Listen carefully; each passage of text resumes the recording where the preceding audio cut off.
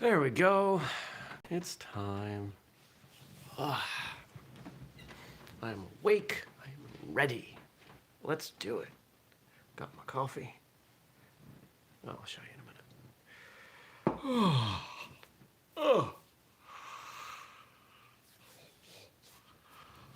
minute. Pardon me. It is early though. And here we go in 3, 2, 1. Good morning, everybody. Welcome. Today is Tuesday, October 20th, 2020. My name's Jeremy, and this is my first cup of coffee. It's a bunny mug. I still didn't do the dishes yesterday. Dishwasher is almost full, ready to go. And my first cup mug's in there. So, using some of my other mugs. I got a lot of mugs. Well, all right. Yesterday was the big lemon law hearing, and didn't go the way I wanted it to. I was overwhelmed. I was stressed. I was nervous. And I was out of my environment. I would give myself an A for preparation. My preparation was great, but my implementation in the moment, it's kind of like someone who's really good at basics and combinations, and then they step in the ring at a competition, and their sparring is just junk. That's pretty much how it went. I don't know how long it takes for me to hear. They test drive the car tomorrow, and then they deliberate, and then they let me know. But I don't know how long of a delay there is. So, we'll find out.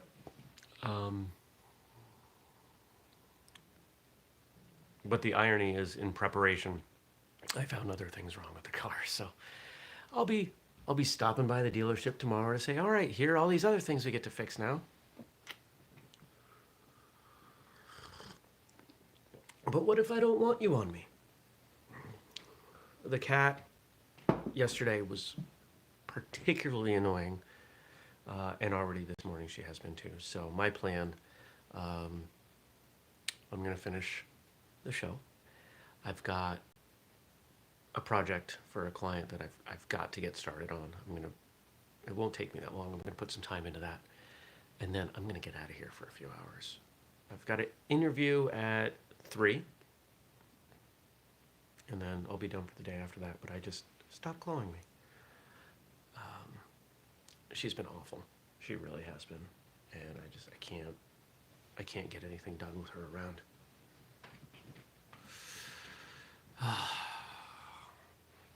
So, if I was to hire an office manager, it would basically be someone who just hung out with the cat and did a little bit of work sitting on the couch. Like, hey, here's a cat, here's a laptop, delete the spam that comes into my email. That'd be 50% of it. Anybody want that job? Oh, there's a big man on your chest. I don't like that, but we'll be able to get to that. What else is going on today? That's really it. Yesterday hurt.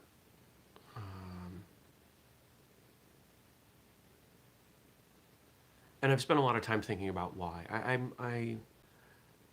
I understand why it went the way it went, and I'm not mad at myself for that. I was.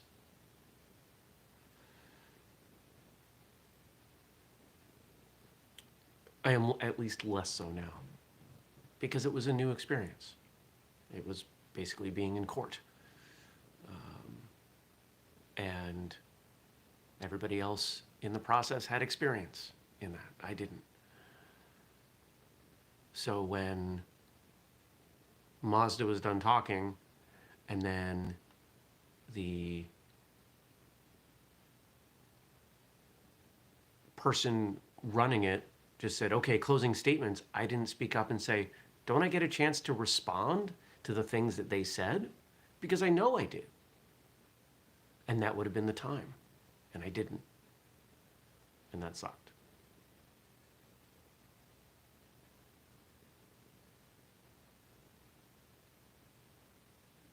So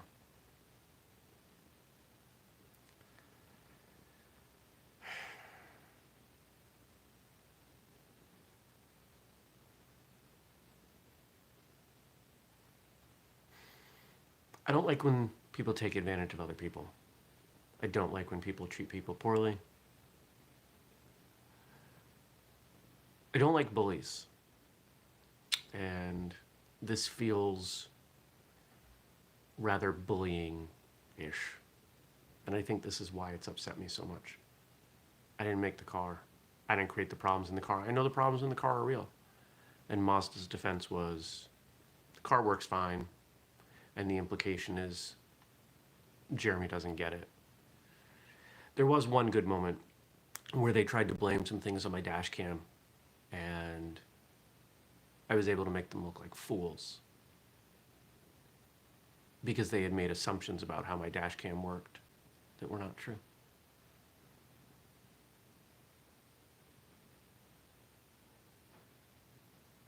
So hopefully, the people on the board will see that I'm not an idiot and that Mazda is staffed by jerks.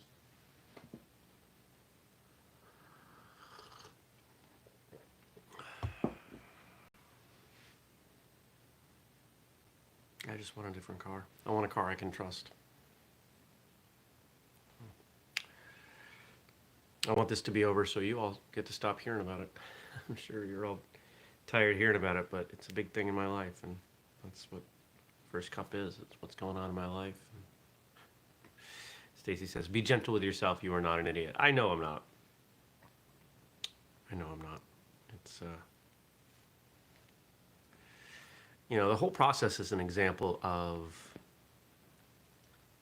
people normalizing what they know. I'm sure any of the people on the board knew, yeah, of course that would have been the time for Jeremy to respond. But it would have been nice if somebody said, and Jeremy, do you have anything to respond to with what they've said? Because everybody else in the room was a professional, not me.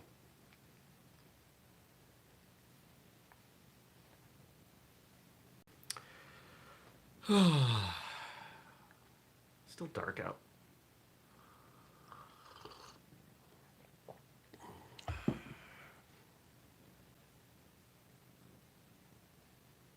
All right, let's just do the questions. Let's see what y'all wrote in. Because the only other thing I'm going to do is just beat this dead horse, and you all deserve better than that.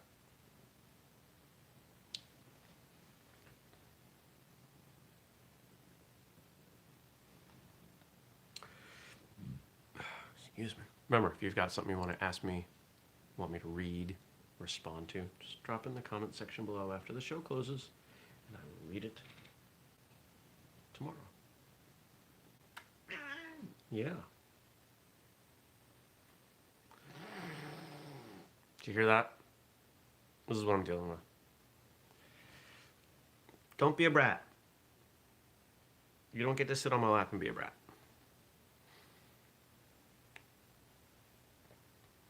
All right. Today, Frank has 4 quotes that he found. They all from, yep. 4 quotes from Jesse Ankamp's website. And I'm trying to remember what episode we interviewed him. It was in the hundreds. It was a while ago. If you don't know Jesse Ankamp, he's another... He's probably the closest thing to me out there. We're similar in that we both create a lot of content. We both love martial arts. He's hyper-focused on karate. I have not. Make products. Makes a pretty top-notch gi under the brand Station. Yeah. He's a good guy. He's a really good guy. All right, number 1. The more understanding you have about karate, the less you need to change or modify it. Tsuguo Sakumoto, former world karate champion and master of Ryuei-ryu Karate. There's a lot of vowels. R-Y-U-E-I. That's a lot of vowels in a row. So this is likely in reference to this great debate around application, or in karate, in Japanese the term is bunkai, the application of your movements. And the more you understand it, the less you have to change it. Sure. There are two ways to look at changing martial arts. And I mean changing, your instructor teaches you, let's say, a form in a certain way. There are two ways to look at that form. Your instructor probably made some small changes to that, whether or not they realized it, whether or not they were intentional, and or you likely learned some things slightly differently than what they have taught. There's a tremendous amount of nuance in martial arts, especially in a high-level form. And the idea that what has been taught to you is perfect in some way, I don't agree with that. I agree that there may be historical benefits, that trying to preserve it the way it was taught has value. But there is also value in putting your own spin on it. Ideally, you do both. And the best example I can offer, when I took the form Kusanku into competition, I made some small changes. But when we did that form in class, I would do it the way we were all taught. I knew two versions of the same form. And I think that's a good thing. I think being able to adapt, to adjust, to express who you are as a martial artist, I think there's a lot of value there.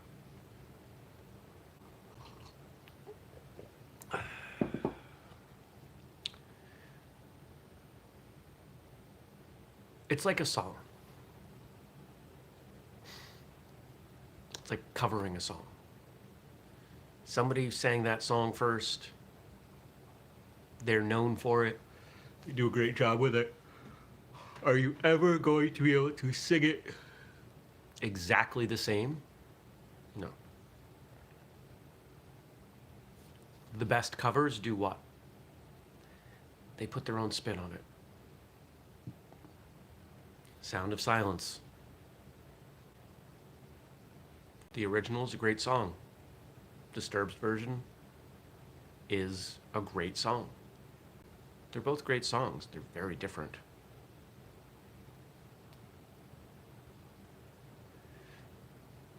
But then you've also got something like Africa.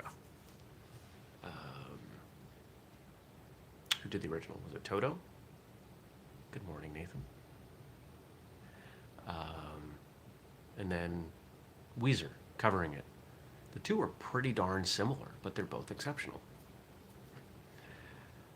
Don't be afraid to put your own stamp on things.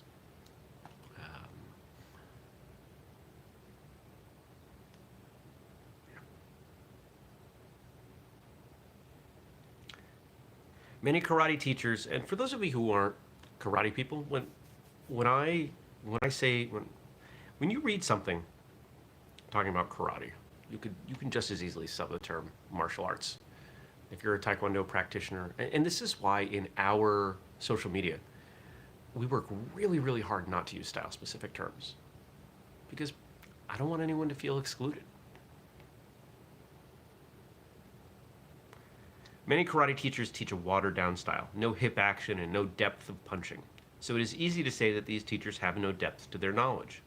You are what your teacher is, and if he knows a lot, you should be able to demonstrate this knowledge. Yuchoku Higa, founder of Kyudokan Dojo, Okinawa. I would say you are rarely more than your teacher is, but to say that you are what your teacher is, I've known plenty of exceptional martial artists, and some of their students aren't very good. So it's not quite the direct one-to-one correlation that this makes it out to be. I've also seen some, well, I'm trying to think. Do I disagree with myself? Have I seen great students come from not so great instructors? I haven't. I haven't. Your instructor kind of sets the, we'll say, the ceiling. And you can go off on your own and train with other people and you can get better, but as a general guideline, you're not going to be better than your instructor.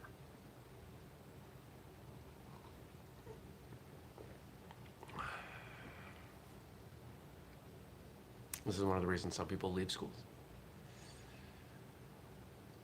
But to speak to the depth part, the hip action, and if you think about a reverse punch, this is what we're talking about. This, right? You know, a reverse punch where you're generating power from the hip off the lead leg. Bam. It's important. The biomechanics of martial arts are important, and a lot of people don't know them. Here's the best example. The next time you see someone kick really high, take a look at their heel. Is their heel grounded to the floor? Does their head come forward? You know what happens when they do those two things, or one of them? They're releasing the tension from neck down through the hamstrings.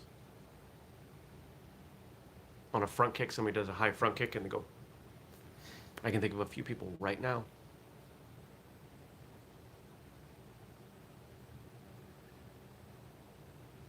There's an example of not being better than your instructor, because their instructor doesn't kick high anymore. Biomechanics matter. Understanding how your body works matters. And you know, one of the best ways to dial that stuff in, make contact with something.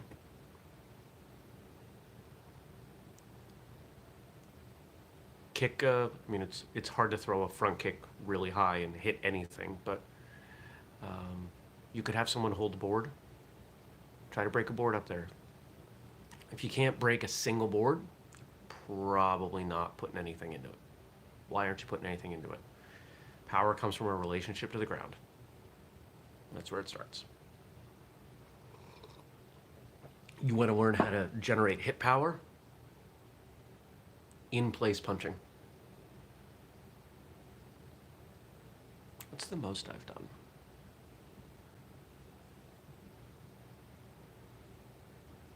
I think I've done 4. I think I've done 4 boards sandwiched together, no spacers, on a reverse punch.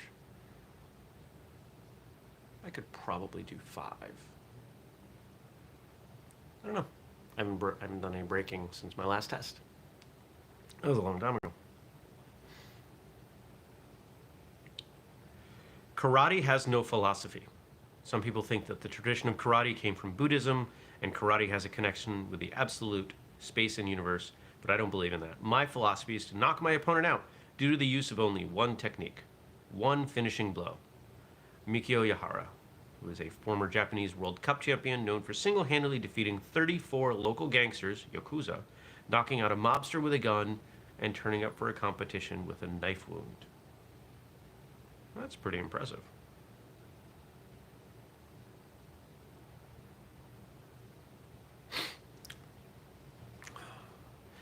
One of my instructors tells a story.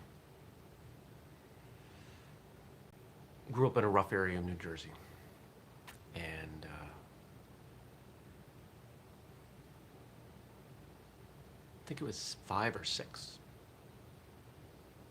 Now, there are details to the story that I've forgotten, but the gist is he was assaulted by several men, 5, 6 of them,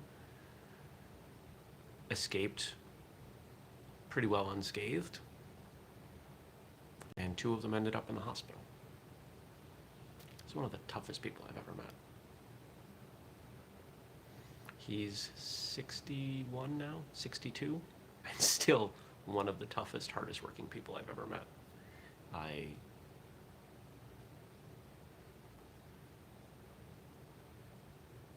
know very few people who come even close to being as tough as he is. And I don't just mean physically or in a combative sense. Just he's a rugged individual.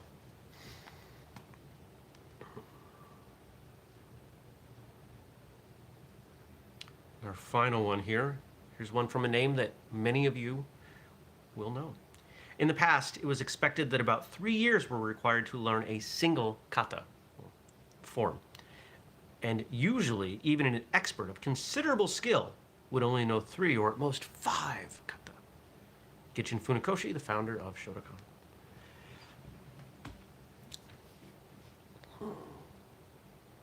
So why? Why is that?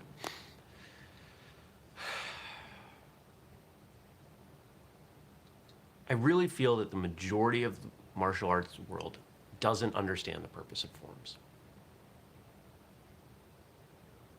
You ask most people, why do we do forms? It's an easy way to train on your own, or it's a way to learn to codify movements and combination of movements. It's a way to demonstrate your skill in front of others without hurting people.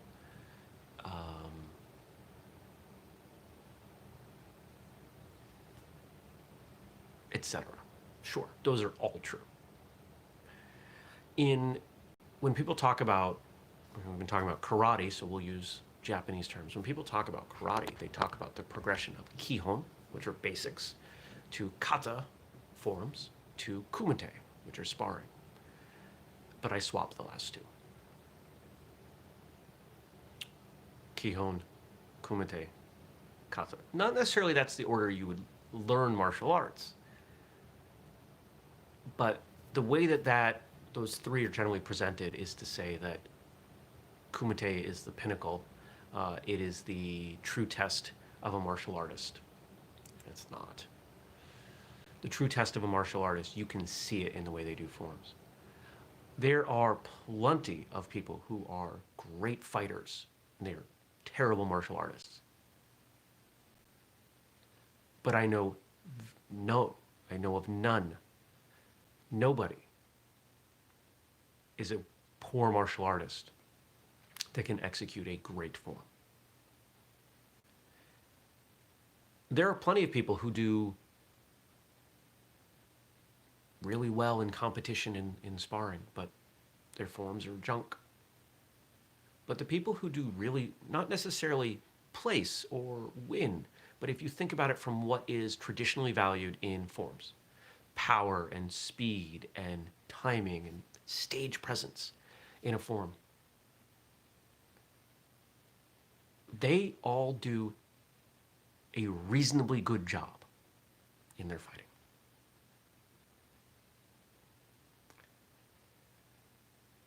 To be great at forms requires a connection to yourself that no other aspect of martial arts requires. So to have 3, maybe 5 that you know means that you get to spend the time fully exploring them, making them your own, understanding them at a very, very deep level. Because I will guarantee you that any form, you could make it up and teach it to me, and I will show you nuance in that form that you didn't know was there. Because you can find it.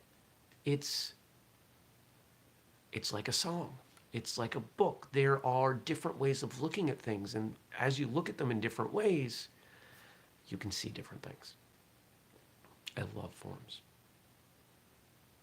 There's a form, so I mentioned one of my instructors. He and his wife, over the last few years, have put together a form that is, the intent is that it collects the things that they have learned over their lifetime of martial arts.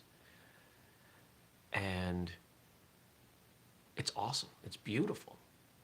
And I've been playing with it. Played with it last night. There's some really interesting things in it.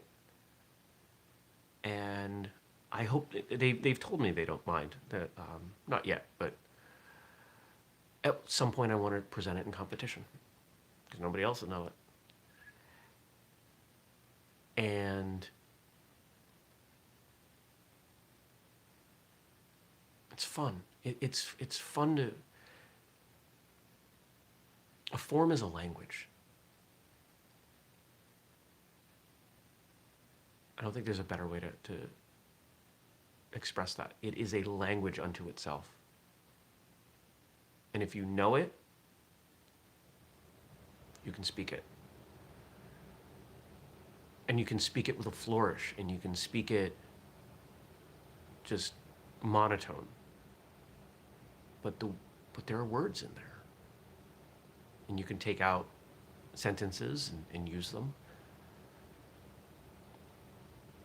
But the beauty comes when you speak the whole thing. Maybe a poem is a better analogy than a language. Let's say poem. Form is like a poem.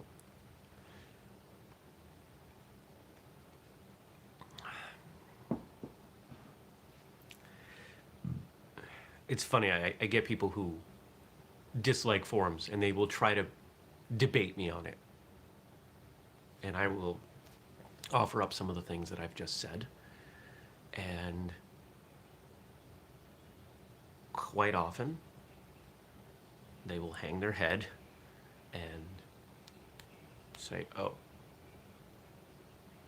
I didn't know those things, or I didn't think of those things, or my instructor didn't tell me those things. For a lot of us, forms are something we do because we're told we have to do them. Most people don't get the opportunity to fully express themselves through their forms, and it's a shame. Because I think there are a lot of people out there who would really enjoy forms that otherwise don't. So, all right. I could talk about this stuff all day, but I gotta go. I'm gonna go sketch out some database tables. Ooh, everybody's favorite pastime. Thanks for watching. Thanks for listening, if you're listening. Thanks for the comments today, the quotes, Frank. I appreciate it. I really appreciate Frank. I appreciate all of you. If you're new, subscribe, turn on notifications. If you haven't, please hit the thumbs up. Give the video some likes. That helps people find it. Remember, we do the show every weekday, 6:30 a.m. U.S. Eastern Time here on YouTube. And yeah, I don't know. That's all I got. I'll see you back here tomorrow, everybody. Thanks. Peace.